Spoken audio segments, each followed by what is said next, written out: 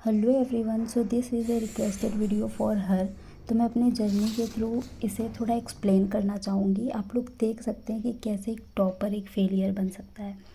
तो सबसे पहले जब मैंने दोनों ग्रुप CMA इंटरमीडिएट का दिया, तब मेरे पेपर इतने अच्छे हुए थे कि मुझे लगा था कि मैं ग्रुप 2 तो एकदम से पास हो जाऊंगी। हो सकता है कि ग्रुप 1 टैक्स में रह जाऊं। और मैंने ग्रुप 2 के सारे बुक्स भेज दिए थे क्योंकि तब मैं कोलकाता में थी और मुझे घर जाना था। उसके बाद अनफॉर्चुनेटली मैं ग्रुप 2 में फ़ेल हो गई और फिर उसके बाद मुझे सब कुछ रीस्टार्ट करना पड़ा। तो यहाँ पे मेरे से सबसे ज़्यादा बड़ी गलती क्या हुई कि मैंने अपना टारगेट ही शायद पास होना रखा था, 200 मार्क्स रखा था, जबकि मुझे अपना टारगेट मिनिमम 300 मार्क्स का रखना चाहिए था ताकि मेरे 250 तो आ ही जाएं। इसके बाद मेरे से क्या गलती हुई, मैंने दोबारा एग्ज़ाम दिया। मुझे लगा कि अरे मेरा ग्रुप 2 बहुत अच्छा प्रिपरेशन है, थोड़े से मार्क्स से रहा है, मेरा तो क्लियर हो जाएगा। और मैंने पूरा टाइम अपनी ट्रेनिंग को दे दिया।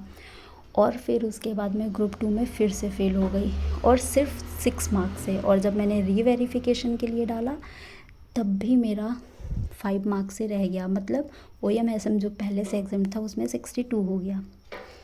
और यहाँ पे मेरे से क्या गलती हुई कि मैं ओवर कॉन्फिडेंट हो गई कि अरे मेरी प्रिपरेशन है। मतलब अगर आप कहीं टेस्ट वगैरह दे रहे हैं और आपके मार्क्स अगर अच्छे आ रहे हैं तब भी आपको एग्ज़ाम के पहले एग्ज़ाम के तरीके से पढ़ना बहुत ज़रूरी है। आप बिल्कुल भी ओवर कॉन्फिडेंट ना हो अगर किसी टेस्ट में आपके अच्छे मार्क्स आ रहे हैं तो। उसके बाद फिर क्या हुआ कि कोविड आ गया और 13 मंथ्स मेरे एग्ज़ाम ही नहीं हुए। और वही 3 पेपर जो मेरे पहले से इतने प्रिपेयर थे मुझे 13 मंथ्स पढ़ने पड़े। वो मेरा सबसे डीमोटिवेटिंग स्टेज था।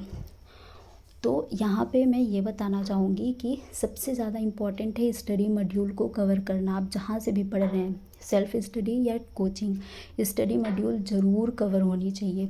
आपसे जब स्टडी मॉड्यूल के क्वेश्चंस बनने लगे इसका मतलब आपकी प्रिपरेशन ठीक ठाक चल रही है। उसके बाद हमें छोटी छोटी चीज़ों का बहुत ध्यान देना है। क्वेश्चन एग्ज़ाम में बहुत अच्छे से पढ़ना है, हर एक मार्क्स मैटर करता है।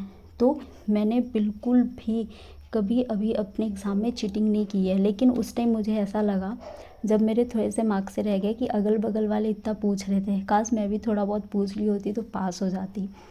इसके बाद क्योंकि कोविड एंड ऑल में मेरे टाइम बहुत चले गए तो मेरे ऊपर थोड़ा जॉब का प्रेशर आ गया, मैं जॉब ज्वाइन कर ली। और सेम चीज़ मेरे साथ फाइनल में भी हो रही है कि एग्रीगेट में मेरा रह जा रहा है।